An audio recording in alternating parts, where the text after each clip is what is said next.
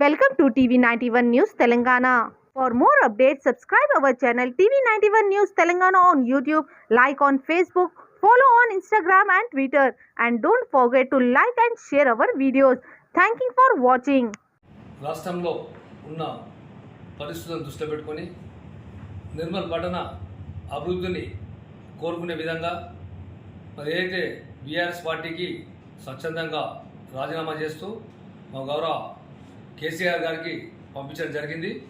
మున్ముందు ఏదైతే పట్టణ అభివృద్ధిని దృష్టిలో పెట్టుకొని మరి ఏ పార్టీలో చేరాలనేది 1-2 రోజులే నిర్ణయం తీసుకొని చెప్పడం జరుగుతుందని తెలియజేస్తున్నాం. ఏదైతే నాతో పాటు పలువురు కౌన్సిలర్లు సుమారు 10 నుంచి 12 మంది కౌన్సిలర్లు కూడా మరి పార్టీకి రాజీనామా చేస్తూ మరి నేను ఏ పార్టీలో చేరాలనుకున్నా కానీ వాళ్ళందరూ నాతో పాటు కూడా ఆ పార్టీలో వస్తూ మరి నిర్మల్ పట్టణం యొక్క అభివృద్ధిని దృష్టిలో పెట్టుకొని పార్టీలో చేరడం జరుగుతుందని తెలియజేసుకుంటున్నాను.